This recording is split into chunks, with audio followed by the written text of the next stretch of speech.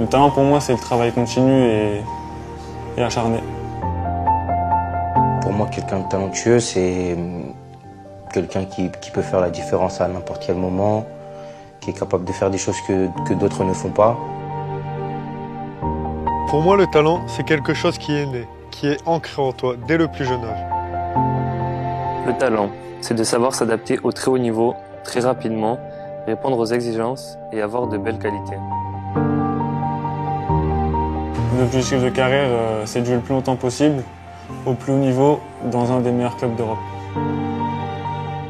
Connaître des Coupes du Monde, des compétitions internationales, et vraiment, c'est connaître les grands clubs, les grandes compétitions, vraiment. Je n'ai pas la même vie que les jeunes de mon âge. Quand à 17, 18, 19 ans, on est médiatisé, on joue devant des milliers de personnes, alors que normalement on devrait finir nos études, on grandit plus vite que les autres.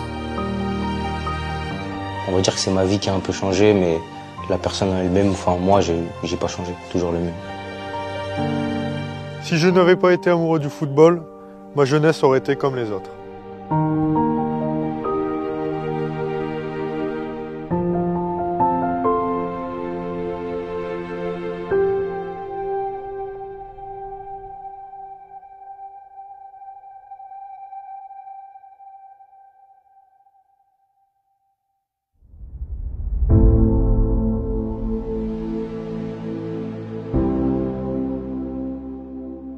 Bah déjà, je vous fais découvrir deux beaux gosses déjà. Mon enfance, elle était une enfance normale, hein, une enfance normale. Après, avec mes frères, on a souvent été séparés. Quand, voilà, on est trois frères qui jouent au foot. Mon grand frère, il est parti tôt de la maison. Mon autre frère, qui a 2 ans, ils ont 2 ans d'écart, il a vite enchaîné aussi, il a vite parti. Donc moi, j'étais qu'avec ma petite sœur et ma mère, parce que mes parents, malheureusement, ils étaient séparés.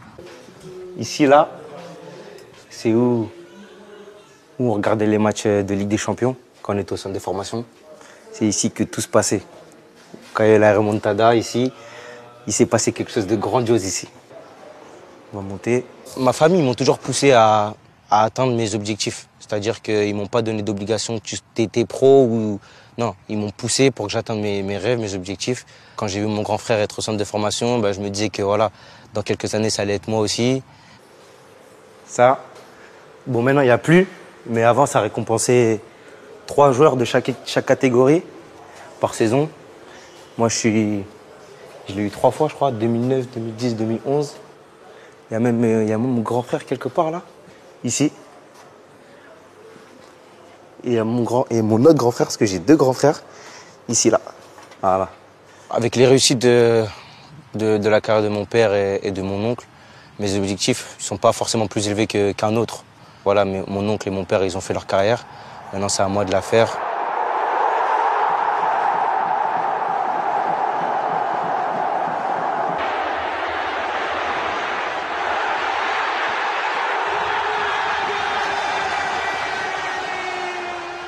Le jour que mon fils m'a annoncé qu'il voulait devenir professionnel, c'est incroyable. Il devait avoir 8 ans, 9 ans. Il a marqué, il a fait marquer, il était altruiste, il était buteur. Et il me dit, papa, moi, je vais devenir professionnel. Je lui dis, mais tu seras professionnel. Parce que tu as ça dans le sang déjà. Non, on me le répète souvent, ouais, t'es le fils de Roger, t'as une pression. Moi, je le prends pas comme une pression.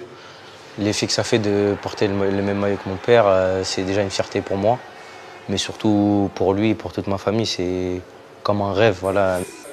Ici, voilà, c'est la salle du jeu. Ah, ils sont là, mes gars, ils sont là. Là, c'est mes 2 gars, là. Loïc Badé, nouveau joueur. Déjà très bien intégré, hein, vous pouvez le voir. Déjà très à l'aise. Ismaël Boura, nouveau pro. Mais lui, tout le monde le connaît dans toute la France. Une petite balle. Je vais l'humilier comme ça devant les... Ok, vas-y, tranquille, vas-y. Non, je suis blessé, je les appuie, vas-y. Non. Ça va aller vite. Je pensais que ça allait être plus grave, mais au final, ça va. Bon, voilà. On va aller au terrain. Télévision, hermano, télévision. Televisión. ¿Qué quiere? Hermano, Boca. Boca, hermano. No, Boca. Il y a beaucoup de portes. Parfois j'oublie. On va commencer par le terrain là-bas.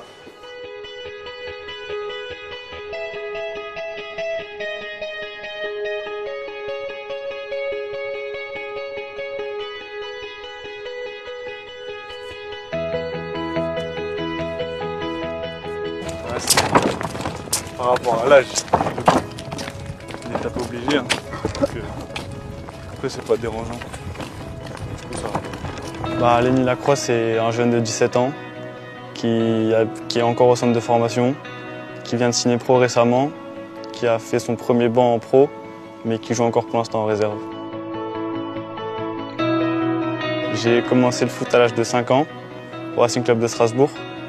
J'ai passé 9 saisons là-bas avant de quitter ce club par rapport au Pôle Espoir Grand Est, où j'ai passé mes 2 ans de préfo en jouant la première année au FC Mulhouse et après en intégrant le FC Metz. Et c'est ma 4e année ici, au club. On est venu le voir quand il était déjà en 15 ans, 16 ans, 17 ans. Et puis ensuite, voilà, c'est un joueur qui avait tout de suite de l'avance dans tous les domaines. Et puis il est venu chez les pros assez naturellement. Le centre de formation, c'était aussi informé que j'avais des clubs qui s'intéressaient à moi, mais j'en ai plus parlé avec ma famille et mes agents. Et je pense que le meilleur choix, c'était comme de rester à Metz. Pour moi, rester dans mon club formateur, c'était la priorité. Et d'abord commencer en France pour après, c'est pas de quoi il fait demain, mais on verra par la suite.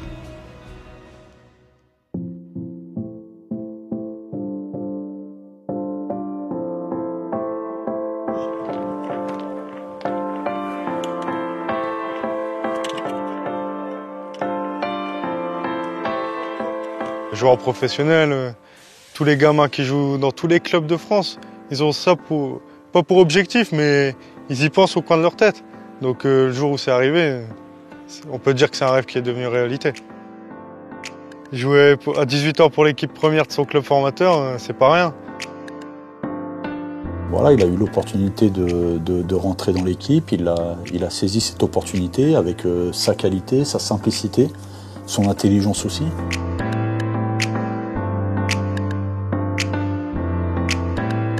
C'est encore un jeune joueur, donc il s'occupe des ballons, il s'occupe de ramasser les plots, les chasubles.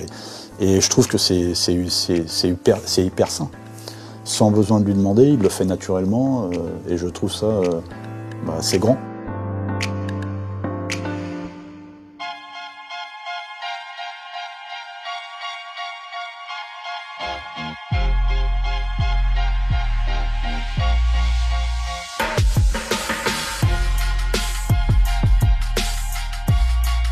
Ouais, en fait, au début, on est repéré par le Montpellier Hérault.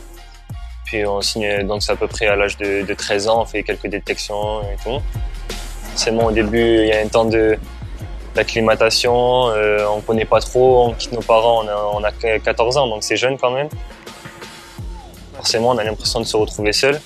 Après, je pense que c'est plus dans la tête que ça se joue. Et après, moi, mes parents, ils étaient à 1h30 d'ici, donc j'arrivais à les voir assez souvent.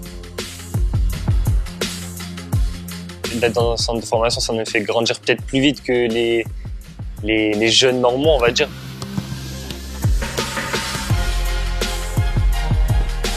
C'est un joueur très intelligent qui a une bonne, très bonne technique individuelle. Il voit clair et, comme je le dis, il lit bien le jeu. À lui de continuer à être encore plus pertinent dans ses passes, à être plus juste encore, à être capable de marquer des buts aussi. J'ai fait beaucoup de matchs pour ma première saison, donc je pensais pas forcément faire autant de matchs directement dès la première saison. Après, je me suis mis, comme je vous l'ai dit, je me suis mis dans le travail directement, et l'objectif c'était de trouver ma place dans ce groupe. Donc au fur et à mesure des matchs, j'ai pris de la confiance sur le terrain, j'ai pris mes repères sur les stades de Ligue 1. Donc du coup, je suis assez content de ma première saison.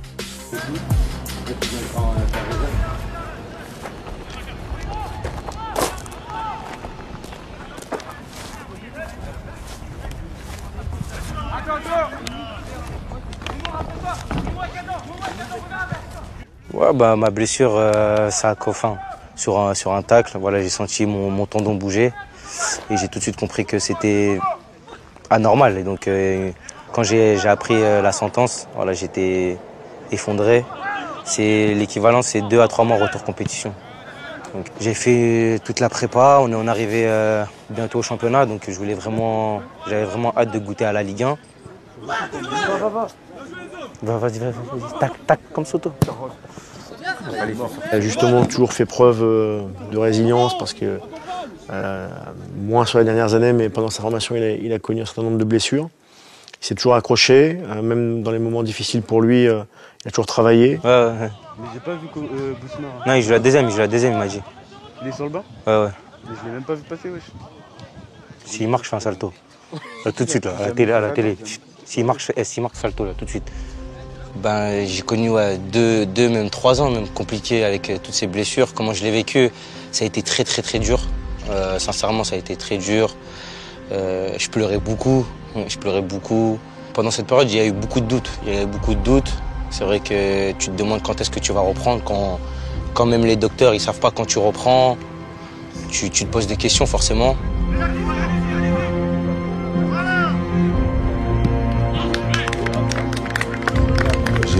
J'ai encore des frissons parce que c'est moi qui devais lui dire à Charles qu'il fallait qu'il arrête, qu'il fallait maintenant se concentrer au football, à l'école.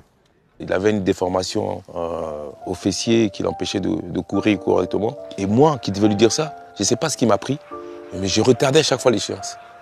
J'ai dit demain, je lui dis, après-demain. Et chaque fois, je remettais ça à la semaine prochaine, Et jusqu'au jour, un jour, il y a eu ce fameux docteur à Paris et qu'il a vu, Charles, il a dit, écoutez, c'est rien ce qu'il a. Il a manipulé 2 fois, 3 fois. Il a dit, bon, à partir de la semaine prochaine, tu reprends le foot.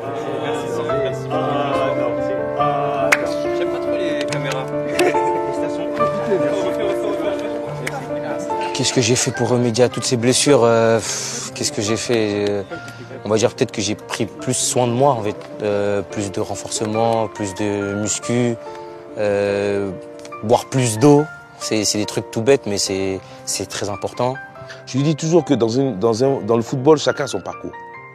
Il y a des fois, tu passes par des moments difficiles. Il y a des fois, il y en a qui n'ont même pas jamais connu des moments difficiles. Et ils arrivent tout de suite.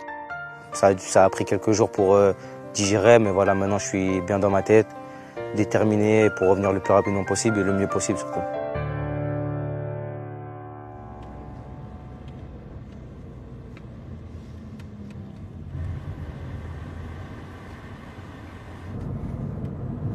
Voilà, je suis en train de passer le code et le permis, je vais essayer d'avoir pour mes 18 ans en février 2021 du coup. Je demande à un pro qui me cherche au centre et je m'arrange avec les pros pour être déposé au centre d'entraînement et revenir au centre de formation. En ayant l'étiquette d'un futur grand, c'est sûr qu'à chaque match on est attendu et à chaque mauvaise prestation on va parler sur nous, mais bon, c'est le métier qui rentre, on va dire. Et c'est le but d'un grand footballeur.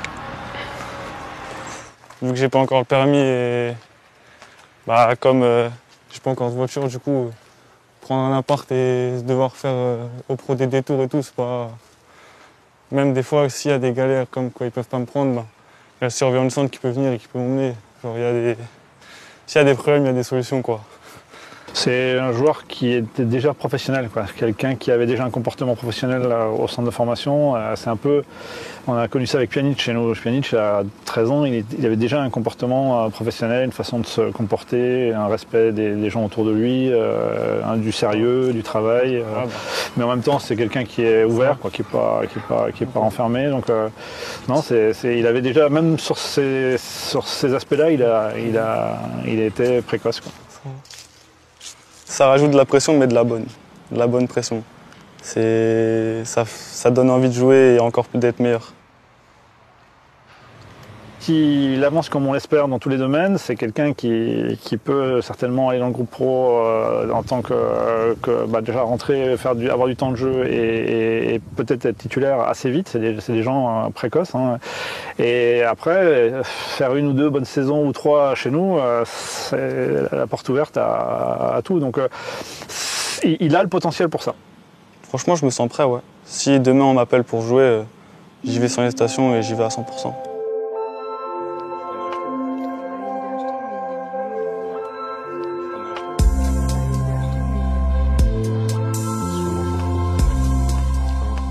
Rester pas loin de la famille, c'est très important, je pense. Parce que j'étais à Liévin, c'est pas loin. Après, au centre de formation à Valenciennes, c'est pas loin. Le week-end, je rentrais tous les week-ends à Cambrai. Et ouais, c'était très important pour moi. À quelle heure? 14h, je commence. Ouais, je peux. Moi, je t'apprends. Pour son âge, il est réfléchi, il a toujours joué avec la catégorie avec ceux qui avaient un an de plus que lui. Donc voilà, après il écoute ses éducateurs, son coach.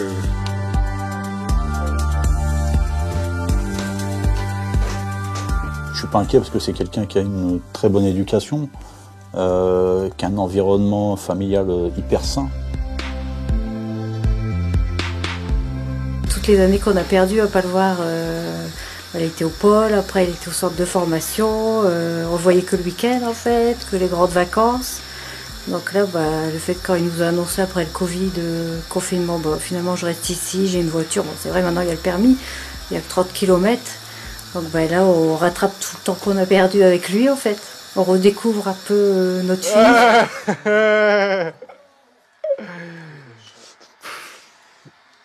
Il n'y a pas de niveau.